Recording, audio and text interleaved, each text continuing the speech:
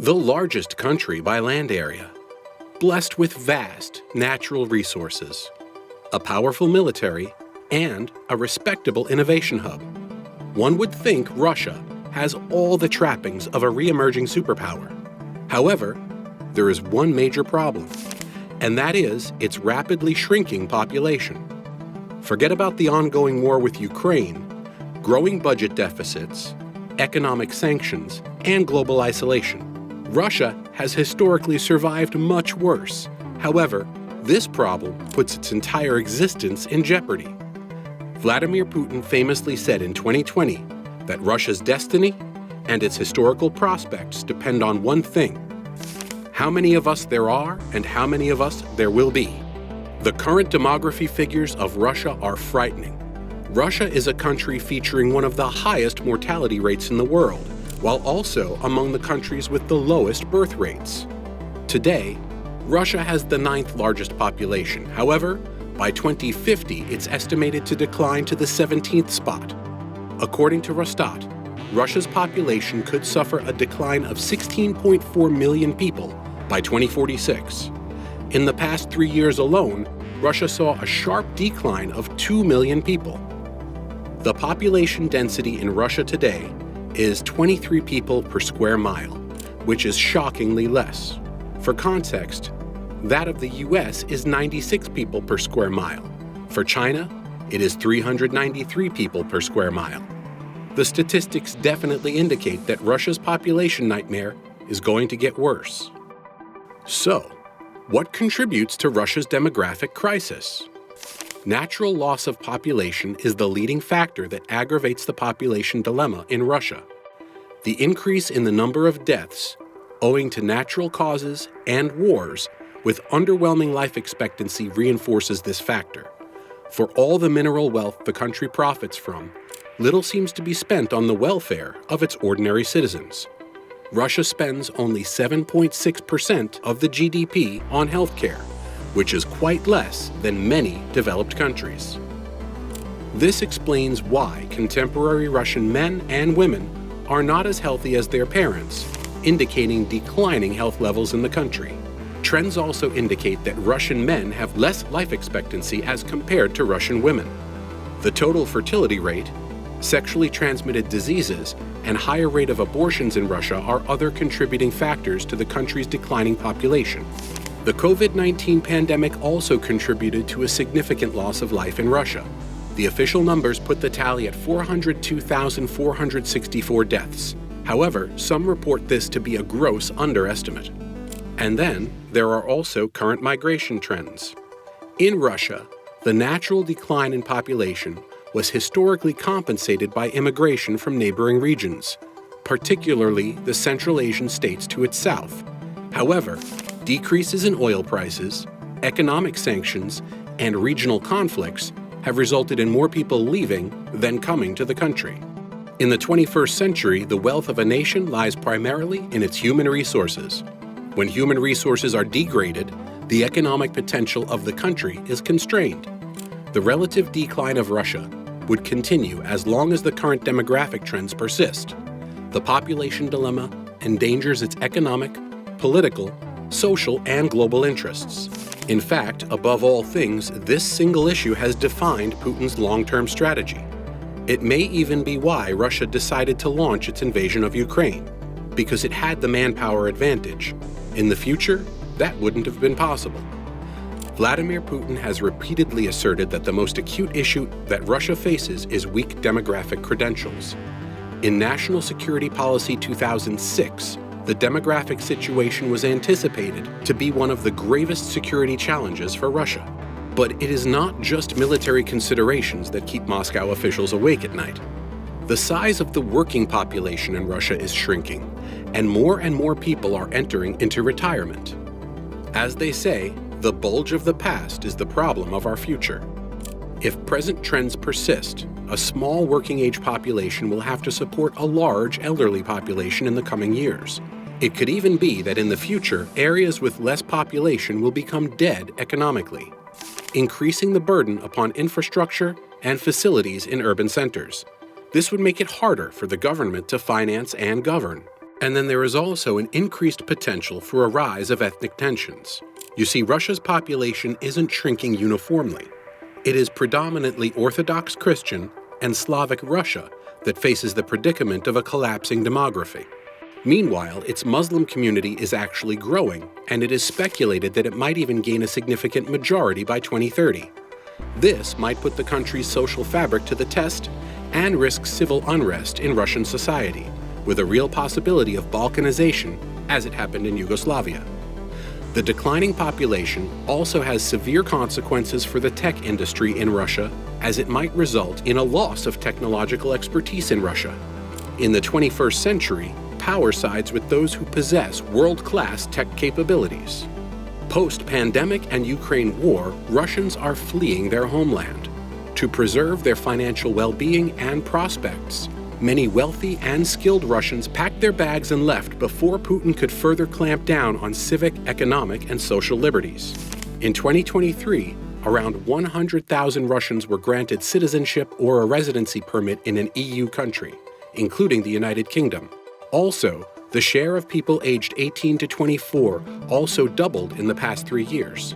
This kind of mass exodus in the past 3 years was only seen during the post-1917 revolution, in which 1.6 million people left, and the fall of the Soviet Union, which resulted in the exclusion of 25 million ethnic Russians from newfound Russia. An MIT technology review claims that Russia has killed its tech industry, in part due to tech specialists leaving the country. The Moscow Times reported that Russia lost over 23% of its top programmers and 10% of its IT specialists in 2022. The Geider Institute characterized the drop in the number of skilled workers in the industrial sector as on a scale not seen in the country's modern history. The ongoing war with Ukraine is further aggravating the grave demographic situation in the country. The Geider Institute predicts that in late 2023 and early 2024, the lowest annual birth rate in Russia's history may be witnessed. Many have died, and plenty have fled Russia in pursuit of safety and economic well-being. Russia argues that if 2 million have decreased, around 5.8 million Ukrainians have relocated to Russia. These displaced Ukrainians have negligible state support with slow registration processes and lack of access to basic facilities and rights in Russia. Instead of boosting the demographic prospects of Russia, these Ukrainians will add to the economic woes of the country. And then there are also the strategic implications of Russia's declining population. Russia's eastern region is resource-rich with vast oil and gas reserves. However, it is barely populated. This explains why China holds this region in high esteem. Already, China holds the upper hand over Russia in utilizing the untapped resources of Russia's Far East, as it has invested around $2.4 billion in the region. This indicates that Eastern Russia would fall more into China's sphere of influence instead of Russia.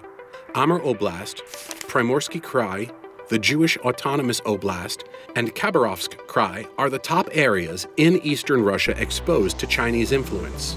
If this trend continues, then Eastern Russia might become a hotbed of tension between the two superpowers. Given the scale and gravity of the demographic crisis, Russia under Putin has taken outlandish and ambitious measures aimed at boosting its population. Famous French demographer Laurent Charlard remarked that for Putin, the power of the country is linked to the size of its population. The larger the population, the more powerful the state.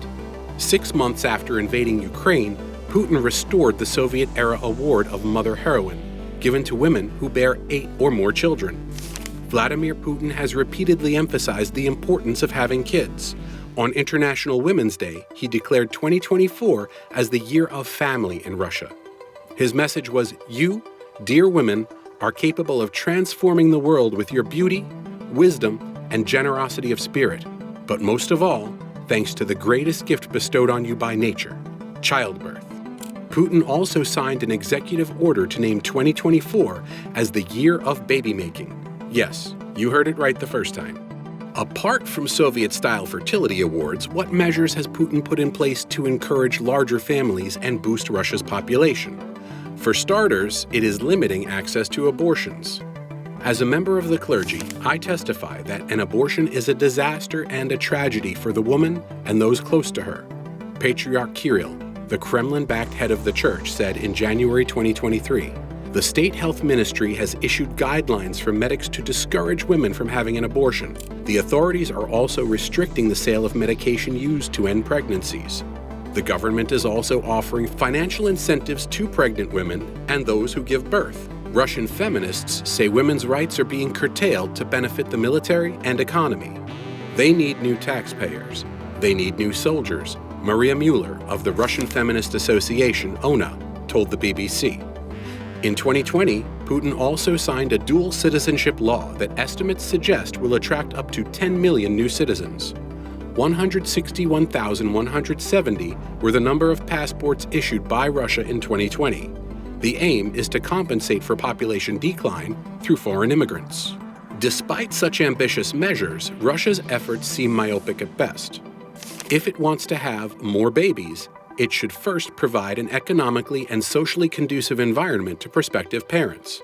It should also enhance the effectiveness of its healthcare and education system so that it can cater to future demographic growth. The Russian government should also implement these policies uniformly across all its regions to attain demographic balance across rural and urban centers. Given the high cost of maintaining the elderly population, plans should also be in motion to consider increasing the retirement age.